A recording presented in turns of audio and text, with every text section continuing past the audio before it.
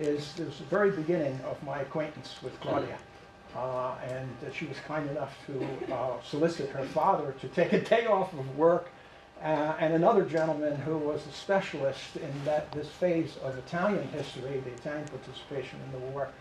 And whenever I think of the Consolatis, I think of this very special day, unique day, one of the most privileged days of my entire life to have had this experience. But let me get to Claudia, whom I'm very happy to become better acquainted with since that time. Claudia was born and spent her early life in Milan before family moved to the city of Trento, which is where the encounter with her father took place. Her bachelor's degree came from the University of Bologna, one of the great universities of the world.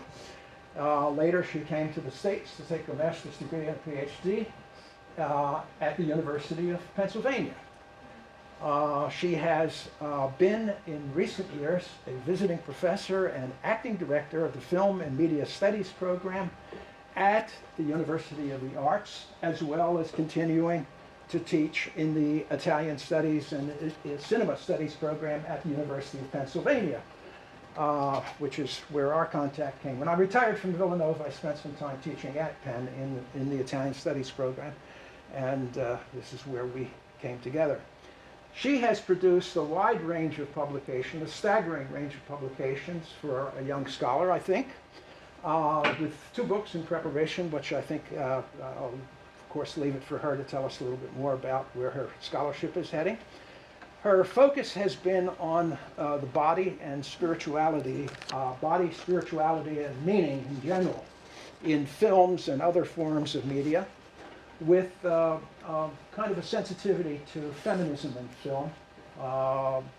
And in one of her documents, I saw her make a statement about the intersection of film and Italian studies, which kind of neatly sums it up, very succinctly sums it up.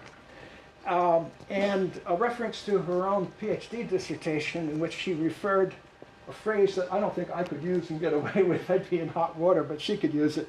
Female holy folly. Female holy folly. One of these wonderfully succinct phrases that after you see her exposition, you'll appreciate more about how much a phrase like that succinctly captures so much of the information and the analysis that she's sharing with us. Female holy folly in Italian film, okay? You came here to hear her, not to hear me. So I turn the program over to Claudia Consolati. And I must tell you that the 2 times or so that previously that I heard her speak, we went home almost gasping with awe over how my wife and I, over how wonderful the presentation had been. And it was the kind of thing that we talked about for days, maybe weeks afterward. And every once in a while, we bring it up again. Francis of Assisi and Giulietta Messina in La Strada. Fantastic, absolutely fantastic. But I'll let her show it to you herself at this point. Thank you.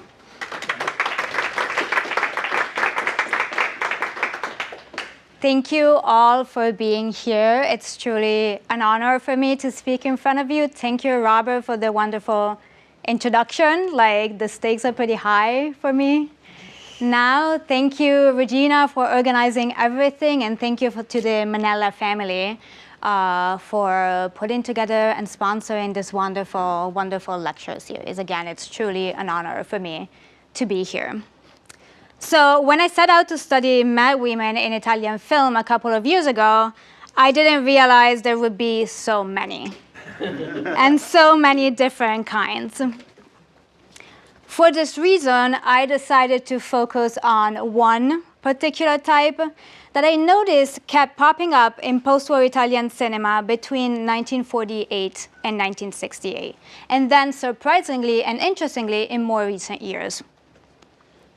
I call this character type the female holy fool, and she embodies what I would define as some sort of like mystical, specifically Franciscan madness, as it would be clear from my talk today. The female holy fool is in fact a woman, either literally affected by a mental pathology or not necessarily, who is moved by some sort of religious inspiration that leads to her exclusion and isolation from mainstream society.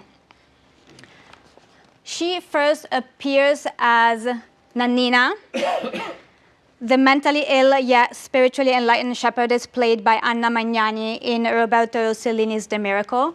And The Miracle is part of a double feature called L'Amore. And the female Holy Fool is soon recast as Irene, played by Ingrid Bergman in Europe 51.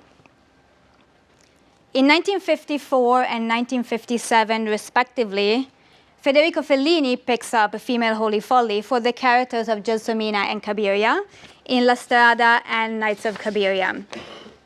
Both Gelsomina and Cabiria are played by Fellini's wife, Giulietta Masina, and they both inspired the last incarnation of Female Holy Folly in the 20 years that I initially considered. That is to say, Laura Betti's Emilia in Pasolini's Teorema in 1968.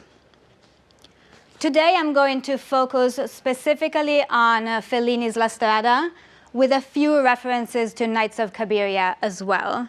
And my goal is to draw a grammar of this character type, the female Holy Fool, and to offer my interpretation relative to her significance in the context of post-war Italian society, and maybe even today in Italy, and maybe even in the US. So, receiving an Academy Award for Best Foreign Picture in 1957, La Strada tells the story of the naive, perhaps slow-witted Gelsomina. It would be interesting, just as an aside, to study her from the perspective of disability studies, who gets sold by her mother to the itinerant circus performer Zampano. Zampano is played by Anthony Quinn, who at the time was already a pretty famous star, and he was just like, let's say, unhappy with the minimalistic conditions of shooting. We're still at the beginning of Fellini's career. Zampano is aggressive and inconsiderate. He neglects and abuses Gelsomina as the two travel in his motor car up and down the Italian country and seaside. Hence the title La Strada, which in Italian, I'm sure you know this, means the road. So we're talking about a road movie. Gelsomina's kind ways stand in sharp opposition to Zampano's brutish behavior. And the incompatibility and relationship between the two is ultimately the film's thematic core until the final denouement when, I have to say this, I'm sorry if you haven't seen the film, when Gelsomina's death engenders Zampano's redemption and contrition. But who is Gelsomina? Who is this enigmatic figure that Fellini describes, and I'm quoting, as una bambina vecchina un po' matta e un po' santa? A little girl, a little old woman, a little crazy, and a little saintly. It's my claim that Gelsomina is a 20th century cinematic adaptation of a spiritual paradigm introduced by St. Paul, the stultitia propter Christi, or foolishness in the name of Christ. Paul introduces this concept in Corinthians 1, juxtaposing the wise folly of God to the foolish wisdom of lay society. As the letter makes clear, the notion of holy folly relies on the reversal of lay values in the name of God's higher truth, a reversal explicitly thematized in this Pauline quote. God chose what is foolish in the world to shame the wise. God chose what is weak in the world to shame the strong. God chose what is low and despised in the world to reduce to nothing things that are. This passage is structured around the opposition between sacred madness on the one hand and the presumed sanity of the world on the other. Because the values that the faithful cherishes, like humility, simplicity, poverty, nonviolence, self-abasement, are kind of like nonsense for the sophisticated, pragmatic, and logocentric laity. In Italy, in the late Middle Ages, St. Francis of Assisi appropriates the subversive principles of holy folly, setting himself apart from both secular society and the Catholic institutions as well. The hagiographic tradition tells us that both laymen and the clergy, and I'm quoting here from the 14th century collection, The Little Flowers of St. Francis, both laymen and the clergy consider him a fool and that he was scorned as a madman and driven away with mud and rocks. Nonetheless, with the Christ leading, and I'm quoting this time from Thomas of Celano's Vita Prima, Francis' unconventional behavior showed clearly that all the wisdom of the world was foolish. It is my argument that Franciscan Holy Folly is the major source of inspiration behind Italian cinema's female sacred madness. Nannina, Irene, Gelsomina, Cabiria, and Emilia are Franciscan incarnations. Their films a chapter in the multifaceted history of Franciscan adaptations. Within the cinematic Franciscan corpus, I singled out Gelsomina in La Strada as the quintessential representative of female holy folly, specifically as an embodiment of Franciscan agape, that is to say, self-sacrificing, unconditional love for the world at large, a love that is metonymically represented by Francis' encounter with the leper. And given La Strada's Franciscan ties, it's not surprising that this movie is one of Pope Francis' favorite films, if not actually his favorite film. Introducing Gelsomina as she meets Zampano and leaves with him, La Strada's establishing shots, so the very beginning, reveal the mystical and Franciscan features of her personality. Placing Gelsomina in her natural environment, these images highlight her connection to nature and children and her mystical communion with the beauties of creation. So I'm going to show you the beginning of the film.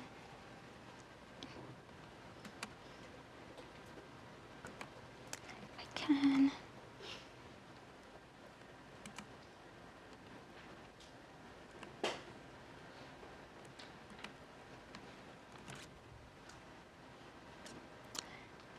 I don't know if I can find the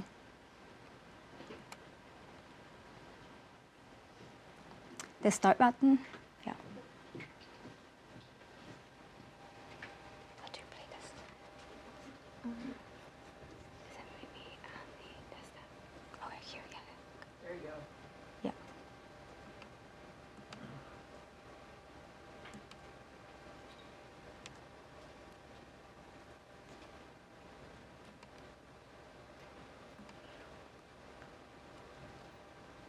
Let me tell my story about that. And, why you do that. Back in the 1980s, No, it's not this one. No, it's not this one. Modern Society, Is it? unexpectedly, the cultural film Which studios one? on campus scheduled Yeah, this La one. Strada. But I need to be So able to asked play my it class, first. please go see La Strada this weekend, okay? My wife and I came over to see it on a Sunday night. I saw some of my students there, one young lady a few rows in front of me. At the end of the film, I walked down the aisle, turned her around, asked her basically if she enjoyed the film, but more importantly, did I do the right thing in asking you to come see this film? As she turned around, the tears were pouring down her face, and I said to her, well, she said, I never knew a film could be so beautiful. Yes. All right.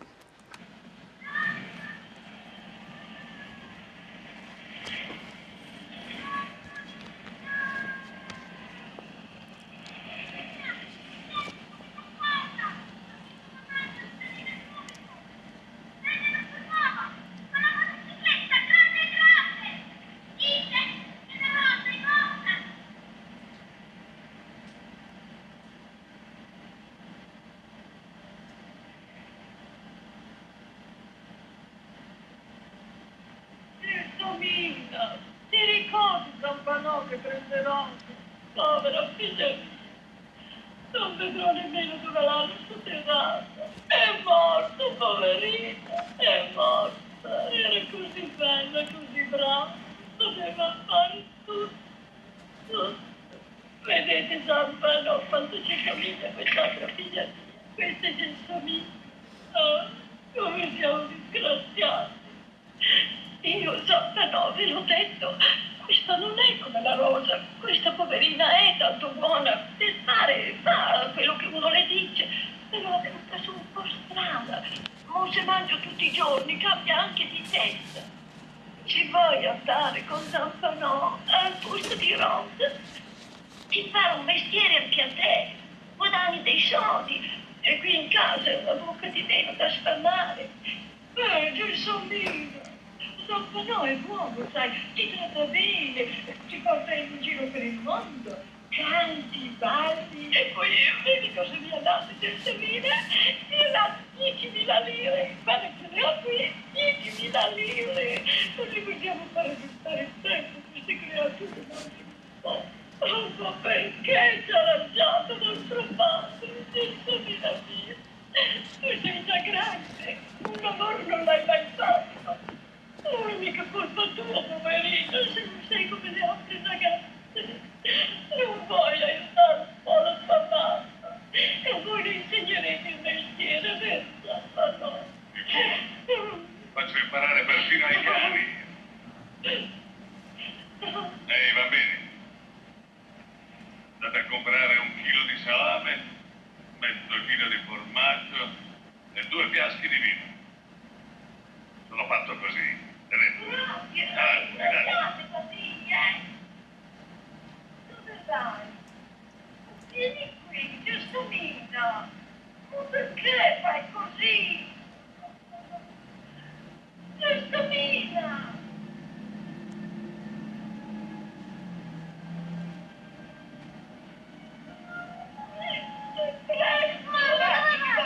Vado a lavorare, mi insegno un mestiere, poi mando i soldi a casa. All'artista, anch'io faccio l'artista. A ballare, a cantare, come la Rosa. E quando torno?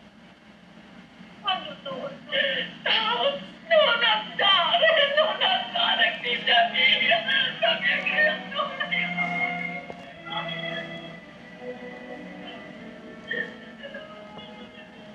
Ho detto che torniamo presto!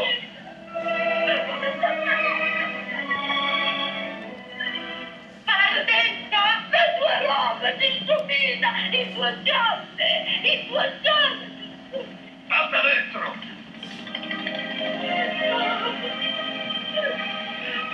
Figlia mia, povera figlia mia.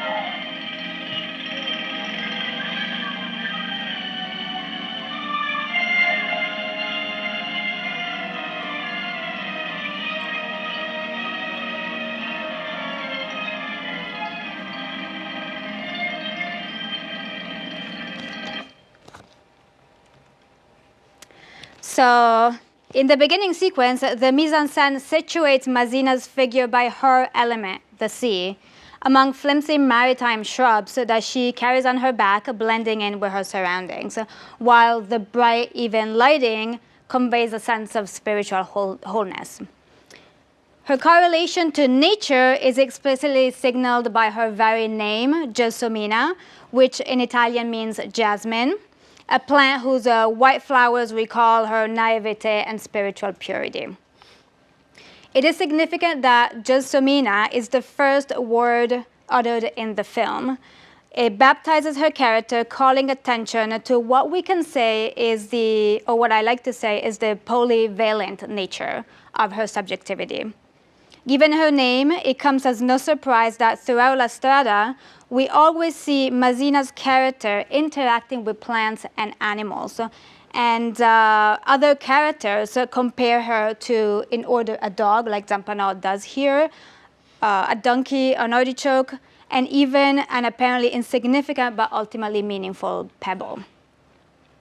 Similar to Gelsomina, her urban sister Cabiria, in Nights of Cabiria, also finds herself at ease when surrounded by animals, even though she lives in the city, but as you can see here.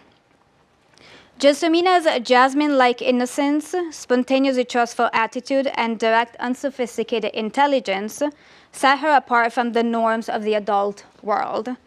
Norms that Zampanò embodies with his practical concerns, brute patriarchal logic, and concrete, unimaginative thinking. Because of her innocence, Gelsomina is often seen bonding with children, starting from the very first images.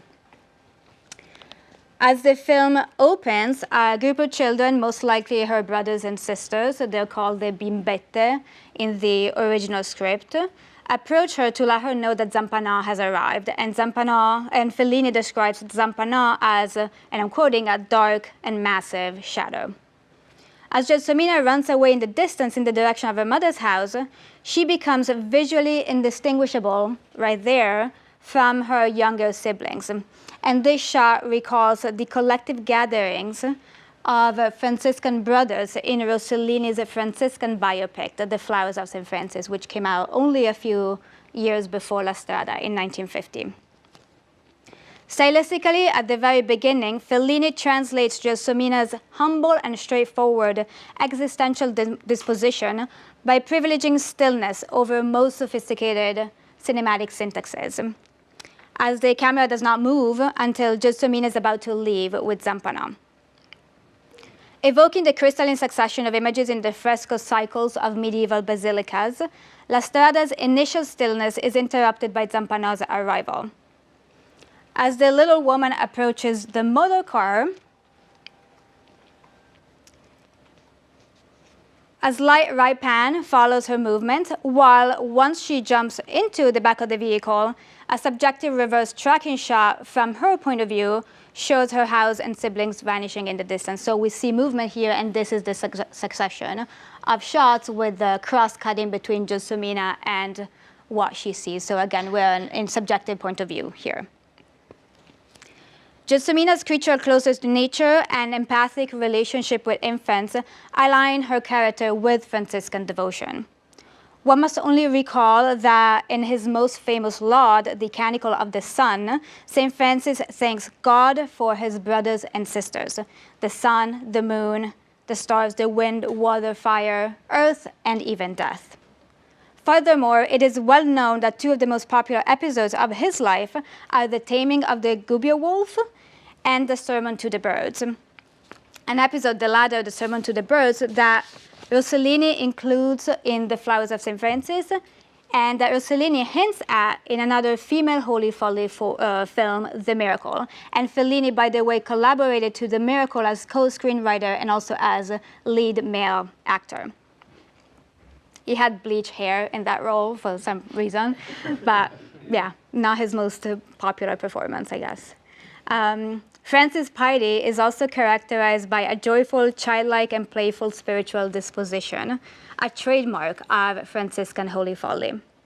Contentment, elation, and happiness become associated with the Franciscan paradigm as early as Francis' earlier rule, where he invites his fellow brothers to be, and I'm quoting, joyful, cheerful, and consistently gracious in the Lord, end quote.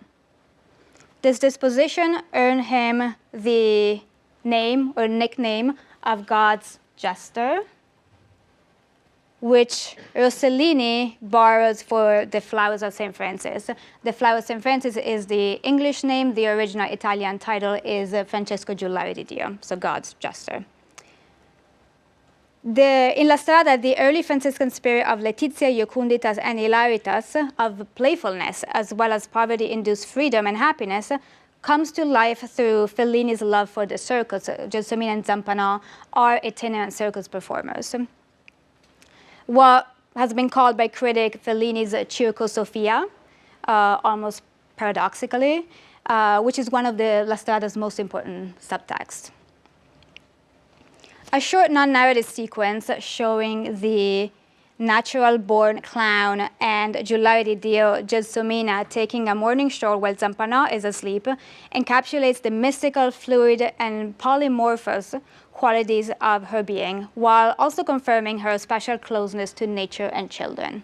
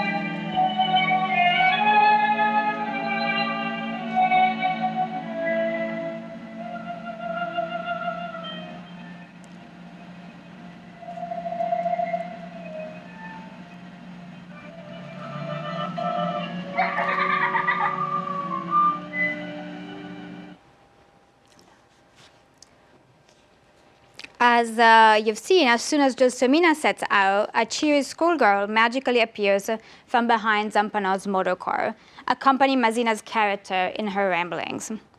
Soon after, and it's not included in the short clip, Gelsomina bonds with another child who tells her that a dog has died, while the woman, Gelsomina, with a look of childish wonder on her face, listens to the vibrations coming from a telegraph pole.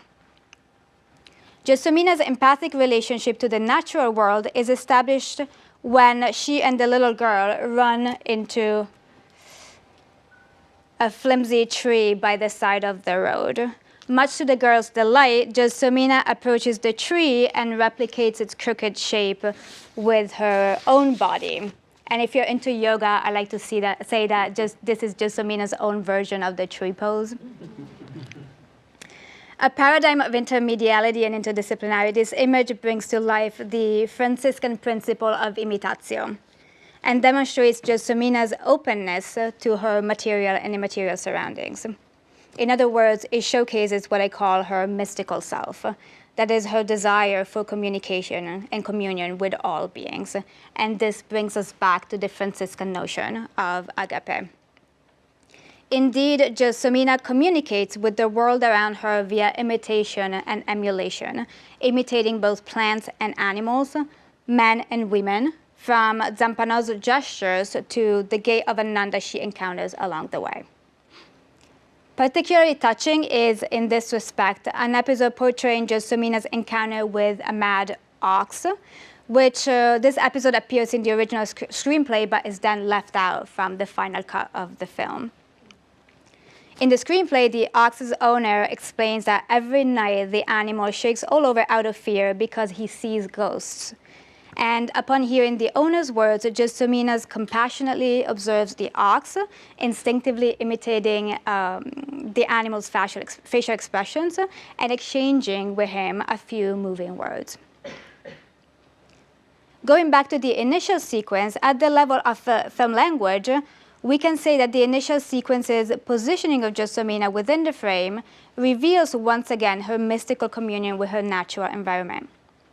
For the entire opening shot until Zampano's arrival, Gelsomina's enigmatic figure, she kind of looks like a Franciscan, enveloped in a coarse Franciscan cape that conceals her human silhouette, turns her back to the camera, hiding her face from the audience, as we can see here and in the corresponding drawing by Fellini. This is one of the first drawings that Fellini ever made of Gelsomina while he was conceptualizing the film. These images suggest that Gelsomina's sense of self is fluid like the sea and defies ego-based notions of identity in favor of all-encompassing love and acceptance. Her first frontal subjective medial close-up is introduced when Zampano arrives and looks at the little woman, making visually explicit that through him, Gelsomina enters a different order, one of frontal identification rather than disembodied, faceless communion with the elements.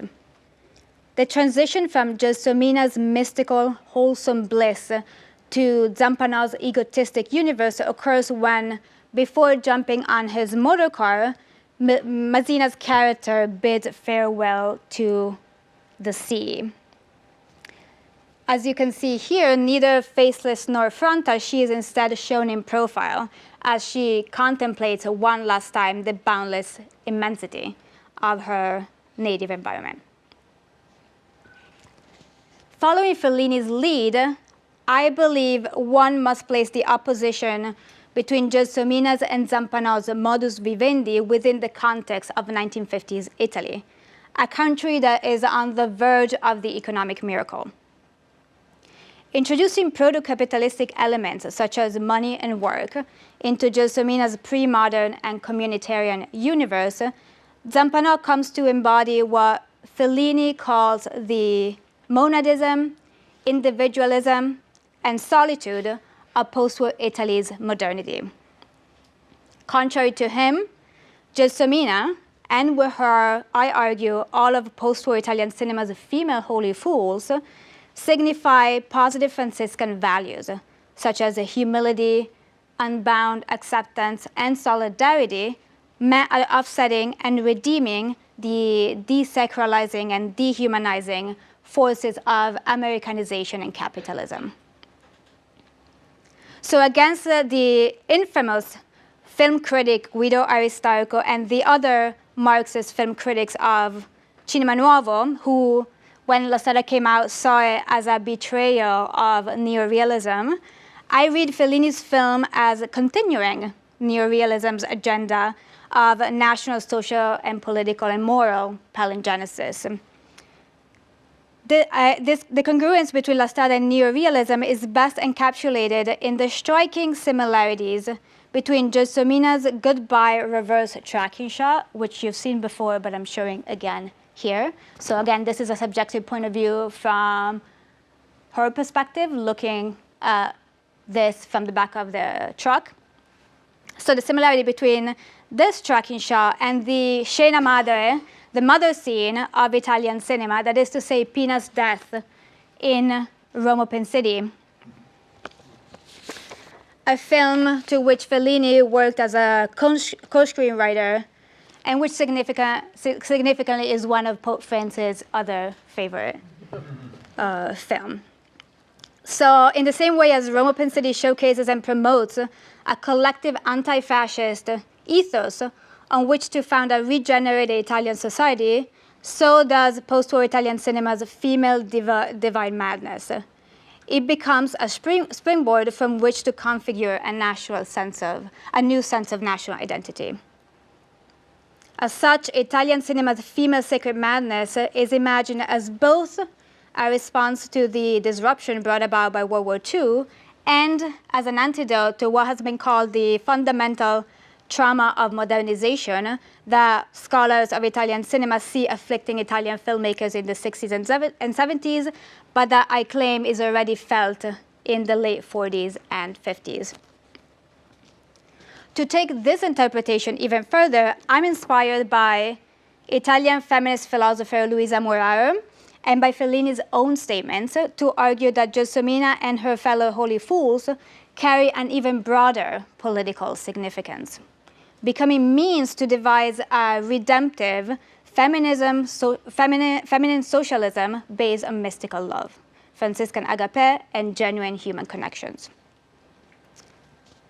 I see a similar spirit animating the surprising reappearance of female holy folly in contemporary Italian cinema, in such films as Alice Rovaro's Corpo Celeste, Roberto Torres' I Baci Mai Dati, and the Oscar-winning The Great Beauty by Paolo Sorrentino. And there's also a male version of the same trope appearing in Nanni Moretti's We Have a Pope.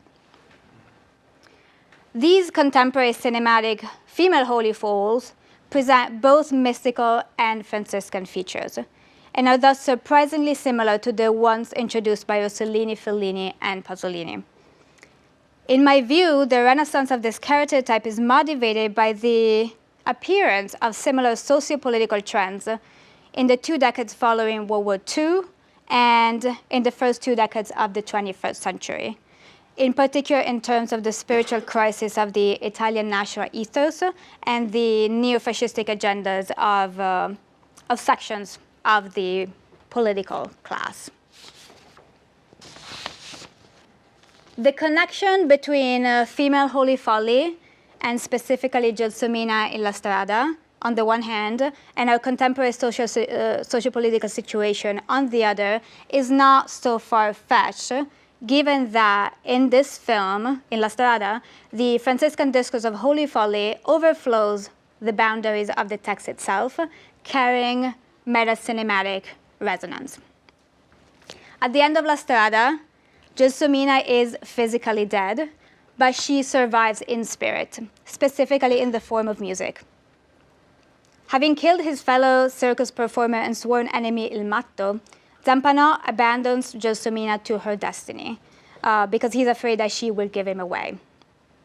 La Strada resumes 5 years later, when Zampano hears a girl singing Gelsomina's signature tune and learns that Gelsomina has died. That night, a distressed Zampano walks along a dark beach, ultimately crashing exhausted on the sand, while Gelsominia's tune leaves the diegesis and becomes an extra diegetic soundtrack.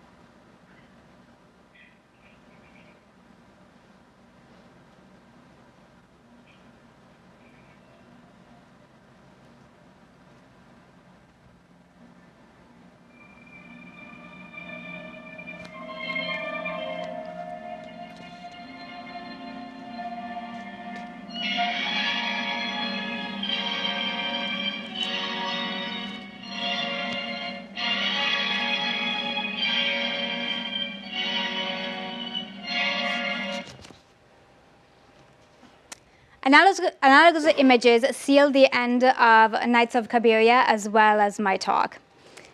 Abandoned by her fiancé in a lakeside grove, Cabiria, in a trance-like state, traces her steps back towards the main road. Here, a group of merry youths surround her, attempting to cheer up. Little by little, Cabiria is taken over by the jubilant attitude, joy for life, an inclusive spirit, and a hint of a smile begins to form on her lips as she looks around in wonder. Nights of Cabiria ends on a close-up of Cabiria, who, Pierrot-like, a tear of mascara marring her face, looks at the camera and smiles at the audience, a shot that André Bazin has called a stroke of directorial genius.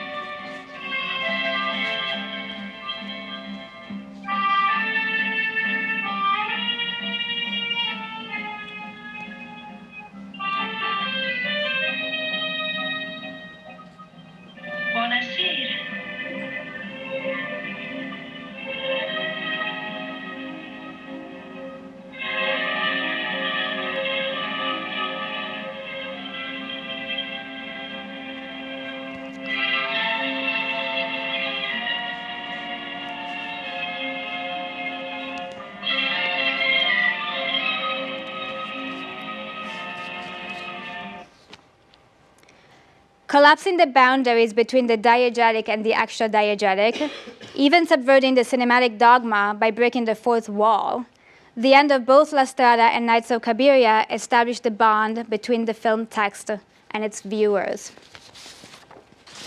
Transcending the cinematic limits of their existential parables, Gelsominia's and Cabiria's inclusive, all-loving Franciscan personalities reach the highest degree of comprehensiveness, as they kind-heartedly welcome even the spectators, us, in a tender and foolish embrace. Thank you.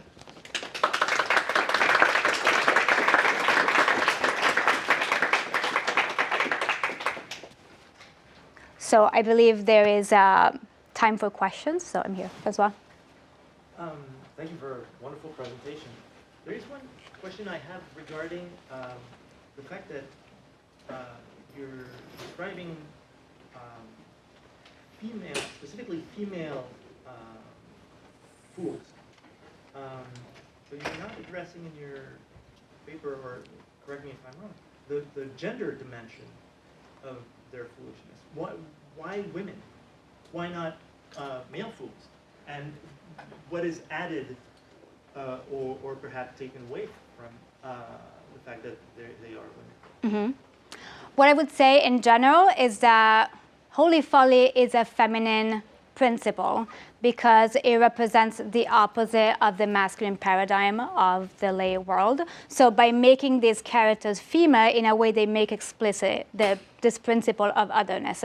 So it makes sense that the folly of God is female in a general context. There is a tradition in Italian cinema of Franciscan films, not necessarily with female characters, and this is an important influence on Rossellini. Rossellini makes The Flowers of St. Francis, and the female Holy Folly films, and then Fellini, and so on and so forth. So there are also male.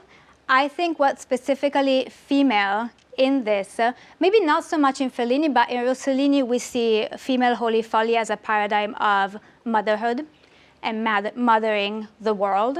And so in that sense has to be female, has to be actualized as female, even though if we go back to the late Middle Ages and what was happening with Franciscanism, what St. Francis does in the late Middle Ages, he introduces a more feminine form of religious disposition, which is called effective spirituality, because he introduces a more nurturing approach to spirituality, also contrasting what the institution of the church was doing at the time. And looking at the religious texts and movements of the time, we see the shift from God as king to the devotion of the Virgin Mary and Mary Magdalene. So in that sense, there is a tradition. Francis himself is a feminine saint, a new type of saint that takes on feminine qualities. And so that's why I think there's more female holy fools in Italian cinema than male holy fools. It becomes specifically female. I don't think Gelsomina and even Kabir, even though Kabir is a prostitute, they're not sexualized. In fact, Fellini has a weird relationship with women, right? So they can be positive. I think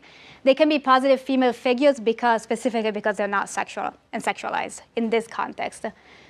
But in Rossellini, it's a different story. They are specifically female. They are mothers, they're sexual. Actually, I didn't tell you, but Fellini plays the role of a vagabond in The Miracle, who rapes Nannina, who's mentally ill, and she thinks that he was Joseph's and that she's waiting for, she's pregnant. She gets pregnant from the encounter, and she thinks she's going to give birth to a new Jesus, basically, right? And that's the role that Fellini plays. So it's highly sexual and highly maternal in that context, both the Miracle and Europe 51. Yeah. Yes? The Holy Fool in a lot of the medieval texts seems to be presented, as you say, this Franciscan tradition is in kind of a very positive light, but a lot of these depictions of female sanctity are not particularly positive. And Miracolo is one example. The female sanctimonious character at the end of Teorema is also not presented in a particularly positive light. And so I'm kind of, is that an intentional inversion of the Franciscan, getting a very positive, the Holy Fool is someone who has insight. These characters seem to be marginalized somehow. And then also, there are also a lot of, in the Franciscan tradition, there is gendered mystical figures like Angela Foligno, among many others in the medieval tradition. And I wonder, does that play a part of it at all? And scholars in this post-war period, like Victoria Branca, are going back and trying to reinvent a kind of Middle Ages and a realism that's impacting, I know, the cinema somehow, but are there discussions about female sanctity in the academic tradition in the 50s, say, that might be influencing these films? I mean, that's a good point. Going back to the mystical point, I would say these are not just simply Franciscan characters, they're also women mystics, right? There's a whole tradition that overlaps sometimes with the Franciscan tradition of female mysticism that kind of emerges for the first time at around the same time. And then it becomes a kind of like countercultural paradigm, or at least that's how it gets interpreted by these filmmakers, because we must distinguish the history of St. Francis and the legend of St. Francis, right? They're definitely fascinated by the legend of St. Francis as this rebel, right? Rossellini and Fellini as well like St. Francis because he's a rebel. And this goes back to the way Catholicism is approached in Italy, either as the institution, which is often criticized by these filmmakers, but they're also very Catholic filmmakers. So there's this Catholicism of the heart in a way. In terms of like being positive or negative characters, the way I see Fellini's characters as being positive, as sort of like representing an alternative to the status quo. In different ways, Gelsomina is more archetypal, while Cabiria is more of an individual character. She's a person in a way, while Gelsomina not necessarily. I also see Rossellini in both The Miracle and Europe 51 as controversial figures, but not necessarily negative. They are outcasts. They're always outcasts. They're always representing this sort of like alternative to the status quo. But Pasolini is different, right? Pasolini is a lot more ambiguous. We're also in 1968, which is a really hot year. So I don't think there's such clear a message about female holy folly as a redemptive force. And maybe we're like too far from the war in a way to be able to envision that, you know. And so things get a lot more complicated with Pasolini. Yeah. Yeah. Is the critique of the Catholic Church on the way it's done, or the people in the church, or the institution as a whole? It's the institution as a whole, right? I mean, Fellini and Rossellini, they're not theorizing on this, right? So, and they're not attacking directly something, but by appropriating Francis as the rebel saint, they sort of like send a message against institutionalize the church, right? Which also was not against fascism, you know, far from against fascism. But while they're creating a different discourse, that's against fascism, at least in the popular imagination, right? We're not talking about specifics here. It's not like this is the plan of how post-war Italy is going to be. It's more like envisioning an alternative, right? What I call the feminine socialism.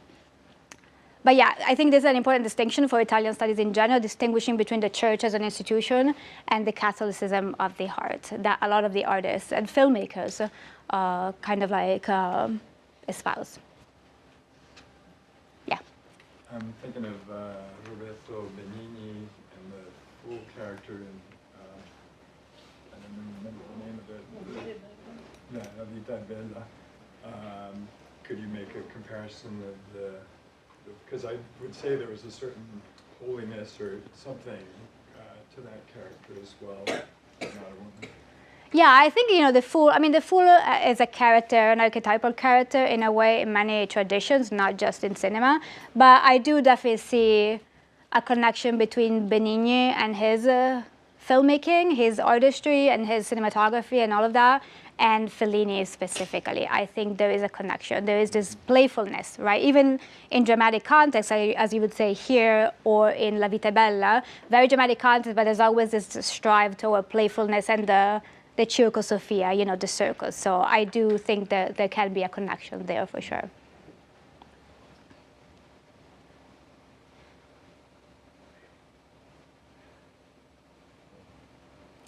Any more questions, or we can call it a day? We good? All right, thank you so much for coming.